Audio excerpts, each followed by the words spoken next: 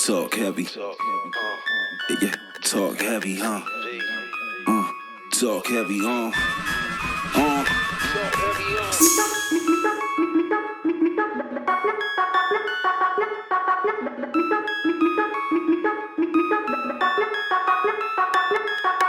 Heavy going live from the field with the realness. Heavy on the scene, huh? Talk heavy, teasy. Heavy going live from the field with the realness. Heavy going live from the field with the realness. What's going on, beautiful people? What's going on, beautiful people? Kira Savvy here, Savvy Kira on Instagram and Facebook. And this is, you already know, literally Just Talk Radio. To acknowledge with knowledge. Episode 66, the social responsibility of non-BOPC people to BIPOC people. Now, for those of you who don't know, BIPOC is defined and is an acronym for Black, Indigenous, People of Color. And here in our country, we've seen for very long and for many years how social injustice has always been something that has stood against Black, Indigenous, people of color.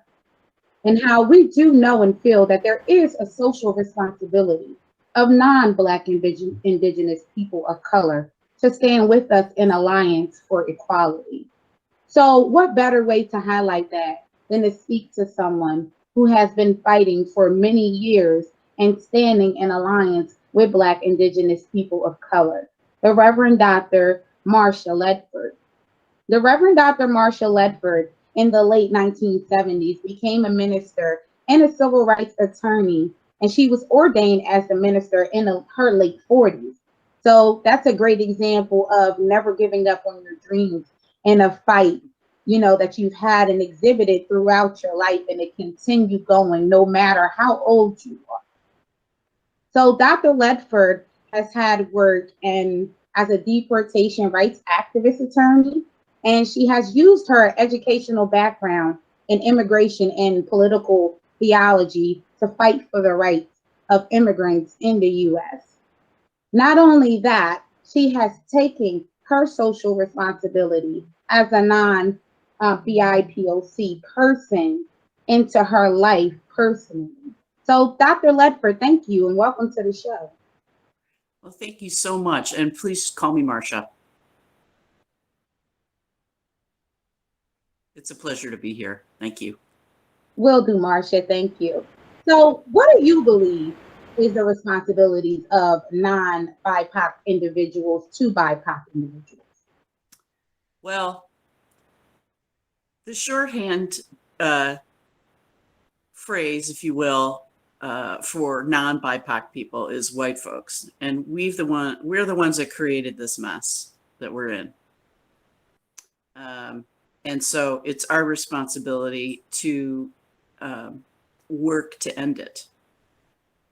But I think sometimes there's a presumption because of white privilege that it's our job necessarily to lead the charge, when in fact, I believe we need to be working together with BIPOC folks, shoulder to shoulder, as it were, and that BIPOC folks need to lead the movement and have the leading voice, if you will, for equality and change, for justice.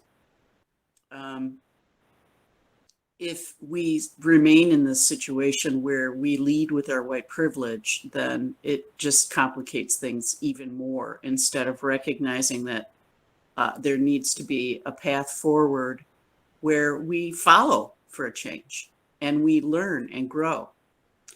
We all need to work to end injustice wherever it may be.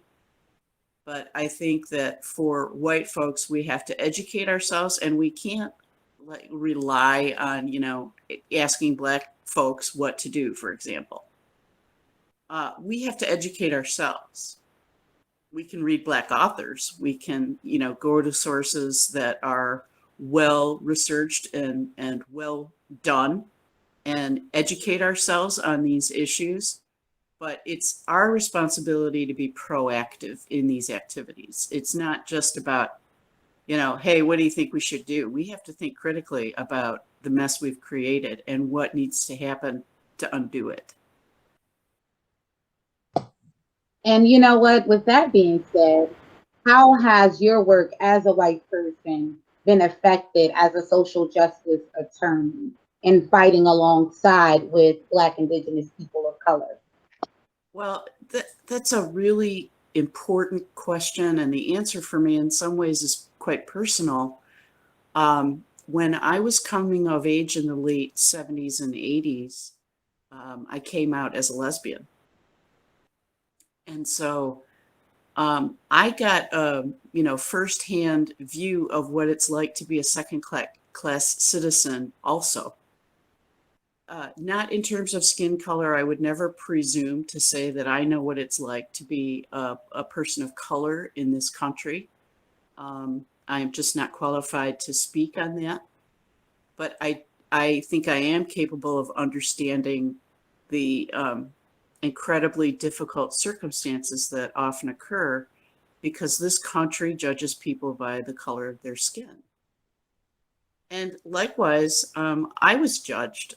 I was deemed to be a second class citizen. I couldn't get married. I couldn't, even though I pay taxes and I do all the other things that a citizen does, my partner at the time, Linda, and I very much felt like second class citizens.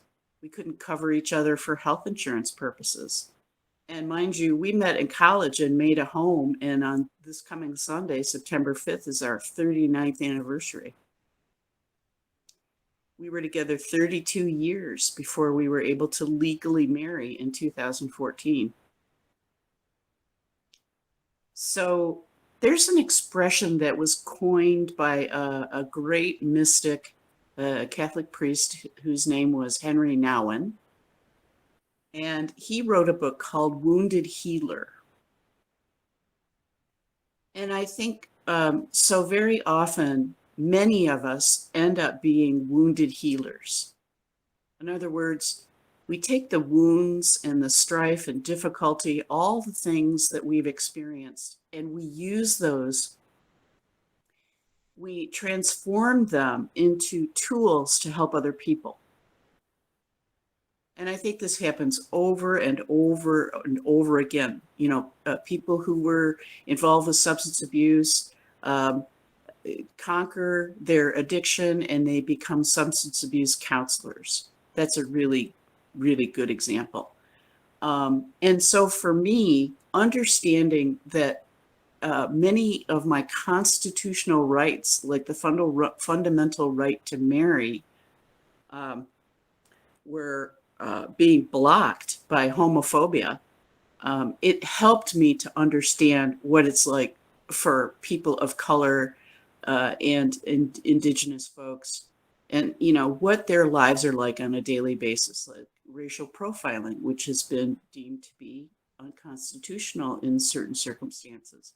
This is a problem that Black people deal with every single day of their lives. So it's given me a sensitivity, if you will. Our issues aren't the same, and I wouldn't pretend that they are. But it's certainly given me a much broader perspective on what it's like to live within a system that says you have rights, but doesn't act like you have rights. And what a great example and great explanation of that. And congratulations to you and Linda on celebrating Thank your you. 39th anniversary. Love is love Thank you. and love is beautiful. And I'm one to always have said that. I also want to thank you for acknowledging the difference between the fights, even though you can recognize some similarities. And you have used that and that's given you momentum to really stand with Black, Indigenous people of color. And I really Right. think that's where it comes from, is just having a moment where perhaps just even as a human being, you can put yourself in that position and perhaps see the world through the eyes of Black people, of Indigenous people, and of people of color, and see where the inequality has always been, and see how society has always worked against us. So, with that being said, where do you see the least amount of effort being carried out to correct inequality towards Black, Indigenous people of color? That's an excellent question, and it's also a really hard question to answer. I don't know if there's one definitive thing, but this is what I think. We're at a really fragile place in the history of American democracy right now.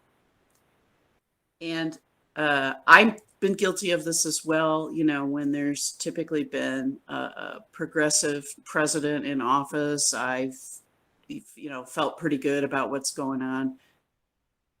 But the last 5 years, 6 years have really taught me that we all have to be vocal. We have a representative government. And so we need to have regular contact, all of us, with our elected representatives, particularly in the Congress right now. And I think that there's a laxity sort of across the board. I think, white folks, because of privilege and whatnot, don't feel particularly motivated to make those efforts. And I think people of color feel very disenfranchised, and it's not going to make a difference anyway. But that having been said, the way that we change the laws is by putting pressure on the people we put in office. And so we have to vote. We have to be informed on the issues. We have to demand that we create new laws that are more just.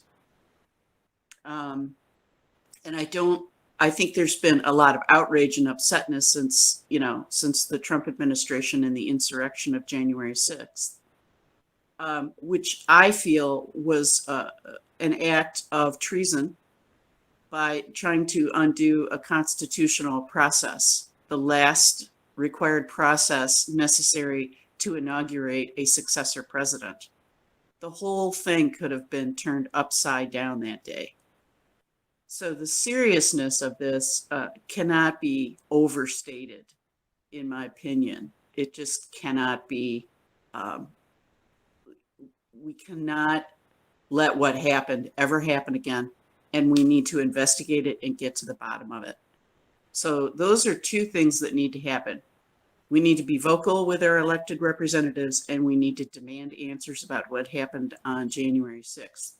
Because that was as much about racism as it was partisan politics. It was as much about a very strange brand of evangelical Christianity, white Christianity, that really, really bothered me. And so, we have to examine what we have become. And so I would also say that people say to me sometimes, well, what do I do when I have congressional representatives who vote the way I want them to? What do I do then? Because if I call, say, a Republican from another area of the country, they're not going to listen to me because I'm not a constituent. And that's pretty much true. However, when your senators and your congressional rep are voting the way you want them to, you need to tell them that. It's just as important to contact them when they vote the correct way, as opposed to voting in a way that you disagree. And people say, well, why? Why is that important? Because they need statistics to back up what they're doing. Because when they are challenged about the way they voted on something, and they can say, 60% of my constituents have contacted me and want me to vote like this, that is really super important for them. And it helps keep people that you like in office when you support them like that. So it's not just about calling a congressional representative just to crab about what they're doing. It's also about saying, hey, you voted this way and I really appreciate it, and here are the reasons why. So those are a couple of examples. Put a lot of pressure right now. Everybody needs to be putting a lot of pressure to get answers out of those hearings that are being held by the House on January 6th. And that does speak to being a change agent and what you hope to correct or seek to correct, and making the steps to correct certain things in our society. And speaking back on the insurrection that happened on January 6th at the Capitol, mainstream media is also reporting that those who were not detained or arrested for their actions are planning another one to fight against the people who were incarcerated for committing treason, for committing a crime. And still, the fact that those individuals are still able to plan and perhaps report that they're going to do it again. It would not happen if it were Black Lives Matter movement or Black, Indigenous people of color who also protest peacefully, who just want to see these changes happen, and them happen the right way, the way we know they can happen. And again, speaking to, go ahead, yeah. I completely agree. I think the GOP particularly has been shameless. They have acted so badly in terms of trying to bury the insurrection. I just don't get it. It's just reprehensible. We have to get answers about what happened that day and who was involved and who helped to make it happen. We need to find out. Anyway, go ahead. And that's where the motion and the motion needs to be. So thank you again for that. So let's just change really quickly, jumping into your ministry.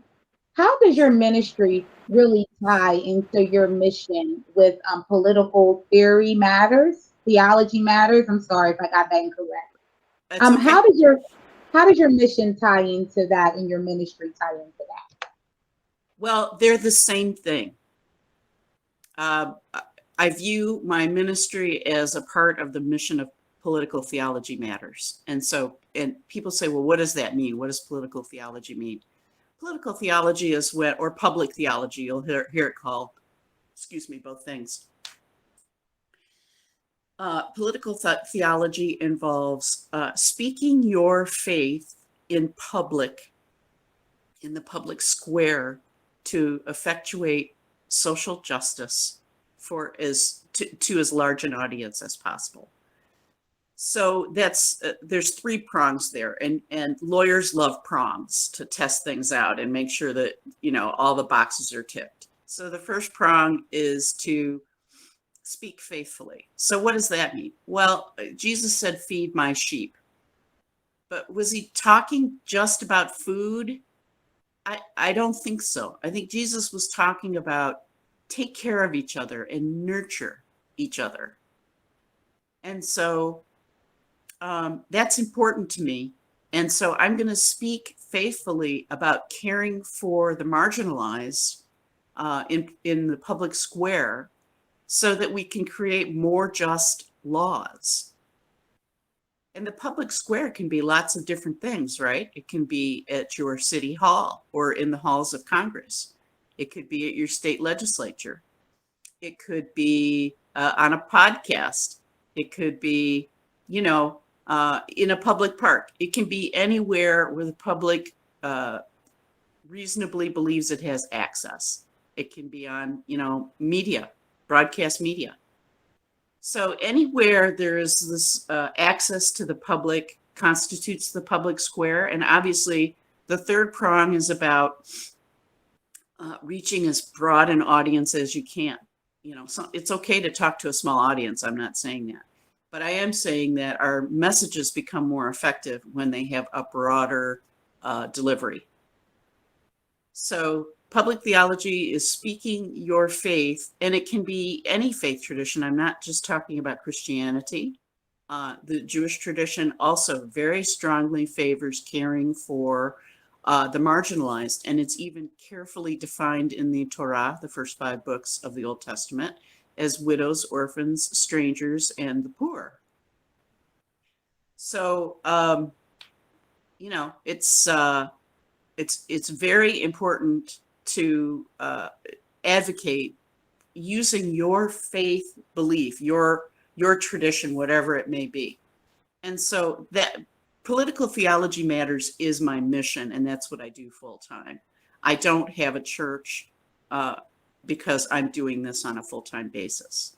So that's why I say they're the same, because I'm wrapping theology and politics and law and constitutional law and all of those things together to help people learn how to be better faith-based advocates. I really think that's phenomenal. Being a spiritual person myself and someone who has grown up with the belief of believing in Christ, believing in the Father, the Son, and the Holy Spirit, I still have been able to make connections to other people outside of what I believe and what my spirituality is and what my faith is, and kind of denouncing religion. Now, and I do know that there is a difference between faith and religion. And your faith really does speak to the type of person that you are and the heart that you have for other people. And then the spirit that you carry within yourself. So having a faith-based organization and really intertwining that with law and with politics and helping the marginalized people really is a phenomenal thing, and it's phenomenal work. And I wish you the best in all of it. So why don't you tell the folks where they can find you and where they can find out more about the work and your mission? Sure. My website is politicaltheologymatters.com, politicaltheologymatters.com, and you can email me at Marcia, Marcia, at politicaltheologymatters.com. I've got a book coming out at the end of the year. What else? There's all sorts of resources on my website. I've got a really nice one-sheet downloadable document that helps you, do some things 10 minutes a day to become a more active faith-based advocate.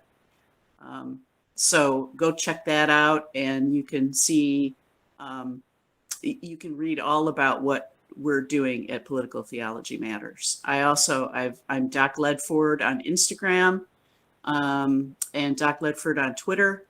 So you can find me there, or LinkedIn under my name. What else? I think that's it. Cool, and that's so dope. And folks, I'll make sure that Dr. Ledford, Marcia's contact information is in the description box below. And also I'll tag her Instagram and Twitter so you guys can find her and check her out. And that's all the time we have. Marcia, thank you so much for joining us. It's absolutely my pleasure. And by the way, I'll send you all this information in my show notes. Awesome. All right, folks, till next time. Peace.